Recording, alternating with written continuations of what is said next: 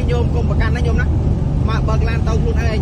ដឹកឲ្យតាហ៊ានជាតិមានទុកក្រងការឈ្លានពានព្រះសង្ឃស្ម័គ្រចិត្តនិមន្តដឹកស្បៀងទៅសមរភូមិមុខជូនវីរៈកងទ័ពដោយមិនញញើនទទួលយកធម្មពលគ្មានជាតិហ្គាជាមួយគ្រុឌជួឆើតមិនត្រឹមតែយានយន្តថ្មីទោះជាយានយន្តកំពុងប្រើប្រាស់ក៏អាចយកការគ្រីមក LOLC ដើម្បីទទួលបានប្រាក់កម្ចីរហូតដល់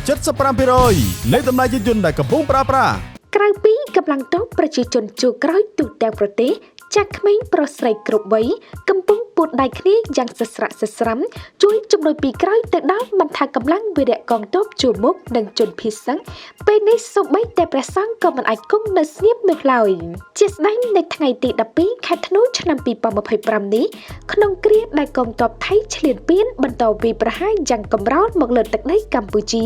ក្រោយកងទ័ពការពារជាតិកម្ពុជាបាននឹងកំពុងឆ្លើយតបទៅវិញយ៉ាងចាស់ដៃ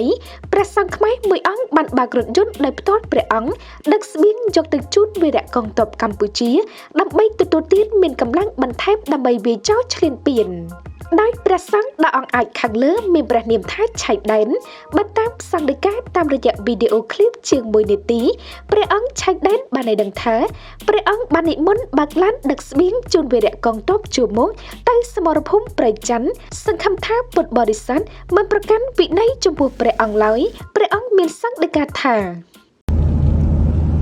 ញាតិញោមថ្ងៃនេះស្មាដឹកបាយថ្ងៃទី12ខែធ្នូស្មាបានដឹកបាយទៅឲ្យបងតាហ៊ាននៅជួរមុខនៅខាងព្រៃច័ន្ទណាញោមឥឡូវនេះស្មាបើកឡានខ្លួនឯងហើយសង្ឃឹមថាញាតិញោមនឹងមិនប្រកាន់ចុះសង្ឃឹមថាញាតិញោមនឹងមិនប្រកាន់អាត្មាពេលនេះស្មាបើកឡានខ្លួនឯងដឹកបាយដឹករបស់ផ្សេងមានបាយមានអីដែលគាត់អាចហូបបានភ្លាមឲ្យគាត់នៅជួរមុខពេលនេះស្មាបើកខ្លួនឯងញោមមើលផ្លូវណាសង្ឃឹមថាញាតិញោមមិនប្រកាន់ចុះបងពេលនេះញោមកុំប្រកាន់ណាញោមណាមកបើកឡានទៅខ្លួនឯងដឹកឲ្យតាហ៊ានណាបញ្ជាក់ញាតិញោមគឺដឹកឲ្យតាហ៊ាននៅជួរមុខពេលនេះគឺអាត្មាធ្វើទៅណាសង្ឃឹមថាញាតិញោមមិនប្រកាន់ហើយគាត់លះបង់ដើម្បីយើងអាត្មាក៏លះបង់ដើម្បីគាត់ដឹកបាយដឹកម្ហូបឲ្យគាត់វិញណាប៉ុណ្ណឹងញាតិញោម